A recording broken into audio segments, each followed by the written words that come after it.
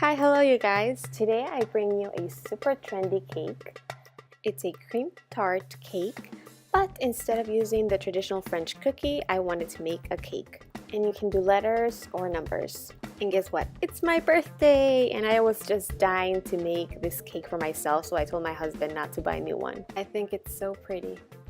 Alrighty, so I'm using a Martha Stewart cake roll recipe, and I'm using 8 eggs, and I'm just gonna separate the yolks from the whites.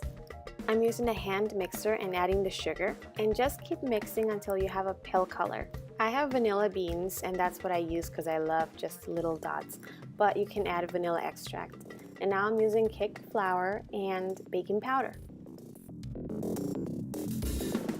Now onto our egg whites. I'm using my stand mixer with the whisk attachment, and you just want to whisk that until it's firm with soft peaks. And a good way to know if it's done is just turn your bowl upside down, and if it doesn't fall, it's done.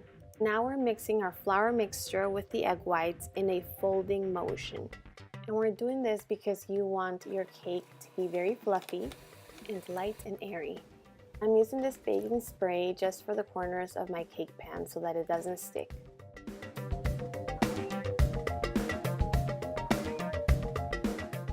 Now into a 350-degree oven it goes until it's ready, about 20 minutes.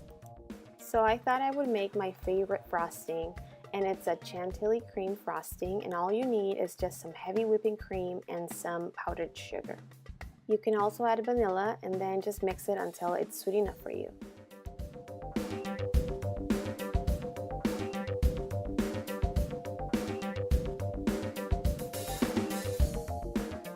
This is my letter stencil that I made out of wax paper, and I just love this cake roll recipe because it's so easy to cut and you don't get any crumbs.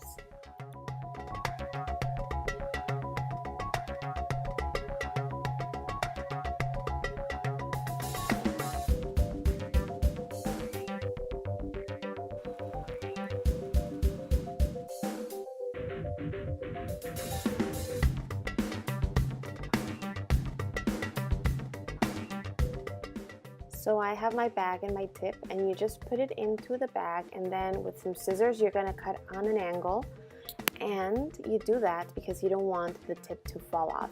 Now I am grabbing my tallest cup and putting the bag inside. It's easier to manage like this.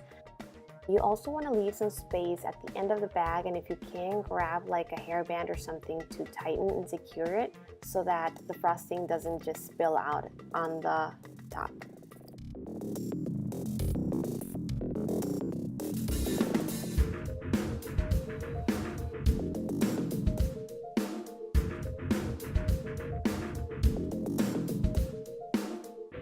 So this is a part where your imagination can go wild. I am actually grabbing some berries, some kiwis, some leftover pitaya that I had from another video, and then these macaroons that I purchased at Whole Foods, but I added the golden leaf. And I also have some pomegranate seeds, some sprinkles, and then this gorgeous flowers, roses that I used. And you can see that I'm using also a straw so that the stem doesn't touch the cake.